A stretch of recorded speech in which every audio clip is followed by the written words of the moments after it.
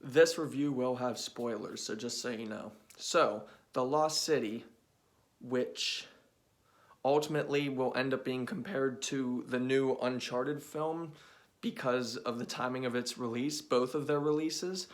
And The Lost City stars Sandra Bullock, Channing Tatum, Brad Pitt, Daniel Radcliffe, among other actors and actresses that aren't as well known as those. And to start, I will absolutely say the absolute best thing about The Lost City are the performances. All of the performances, the actors and actresses, every single one of them, they do their roles and jobs well in this film. There are some actors that actually act and portray their character completely out of character with how they usually act and the kind of characters that they act as. And those 4 or 5 main characters and actors, Sandra Bullock, Channing, Brad Pitt, and Daniel Radcliffe, they steal the show. They are phenomenal actors and actresses, hands down. There's a reason why they are millionaires. They are just perfect at their craft. And The Lost City looks great, I will say as well. It starts off promising. The first hour, there were some meh scenes, but above all, I was entertained through the first hour. And the runtime for this film is approximately an hour and 45 minutes. And the first hour, I was mostly entertained just because of the performances. Sure, the story and the writing really drove them into the film, but the acting and the performances overall, every character was actually vivid and fully realized. And it does look good, as I said. That's really the only praise that I have for this film, though. This film starts off being about, it's kind of like The Gentleman, where it's a film based around a story within the film, and it takes place in the film story. And the beginning of it is basically supposed to be about breaking the barriers of cliche in stories. And I think they did a good job the first 1.5 acts of this film, but the entire last half of this film is just, they took their solid premise and just completely flipped it upside down, and the film turned into its own joke. So the worst thing about this film is the writing. It's not necessarily the writing of the characters or anything, it's more so just the story. The story and plot, it's so bare bones cliche by the end of it. I was checked out, honestly, after about 65 minutes in. I didn't really care anymore. The reason I didn't care, I think that they focused on the wrong parts of the story for this film. So to compare, like Uncharted was fully, entirely about the adventure with bonding chemistries. The Lost City, there was an adventure in it, but this is a romance story inside of an adventure that's over there. I think that's the problem, the biggest problem with this film. They focused on the romance and the story within the romance and the story in the adventure. It's all just so redundant, cliche. It's so tedious. It's all been done. By the end of it, it's all been done so much better in the past, before this film. It sucks because the acting in this film is spectacular.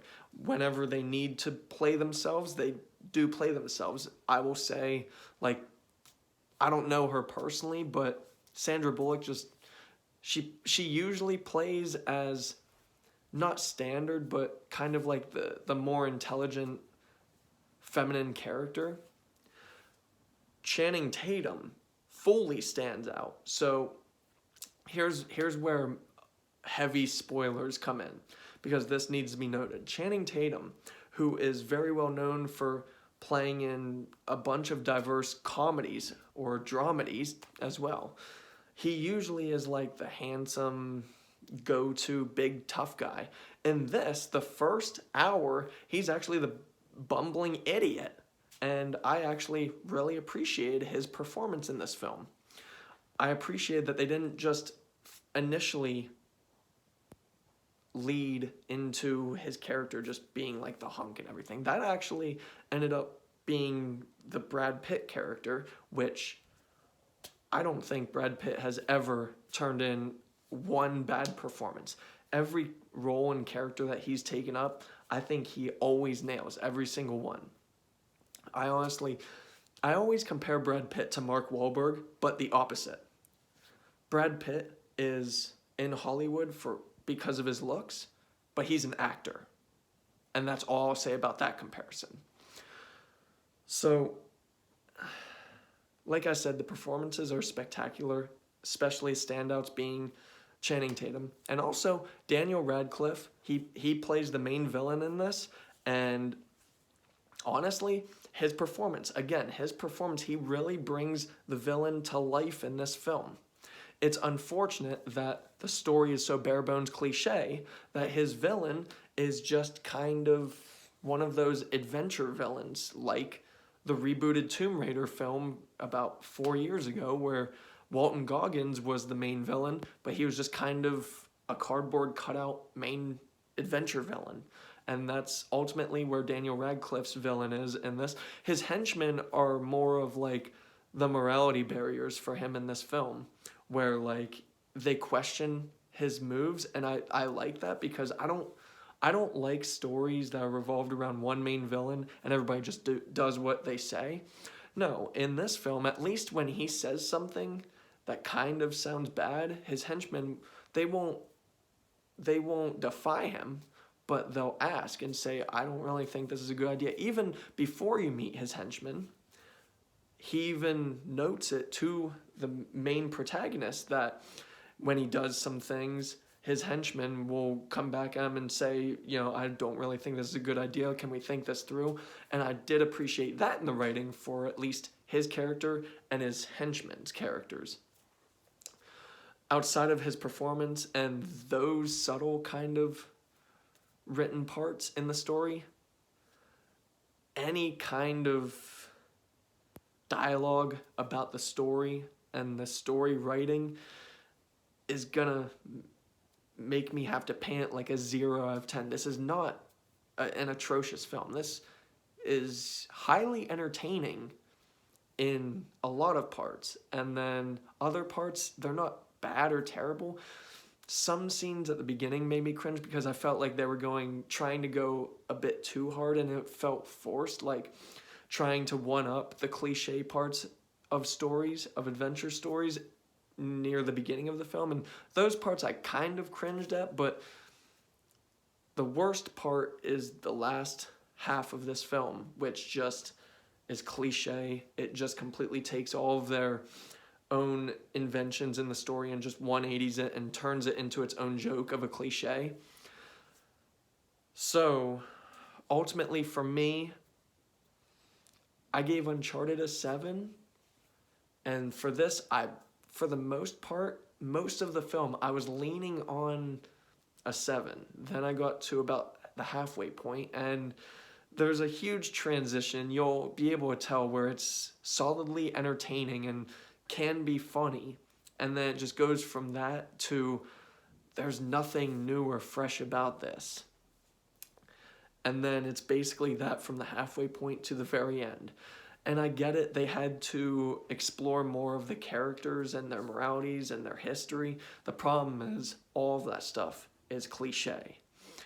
They even ruined Channing Tatum's character, where the first half of the film, he was the bumbling hunk idiot, and I actually appreciated his performance in that. But then by the halfway point to the end, he just ended up being the cardboard cutout homecoming king in the past, and then rose up to Hollywood to be a model.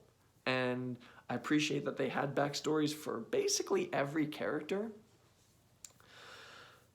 but really none of it paid off. And I also need to mention a spoiler too.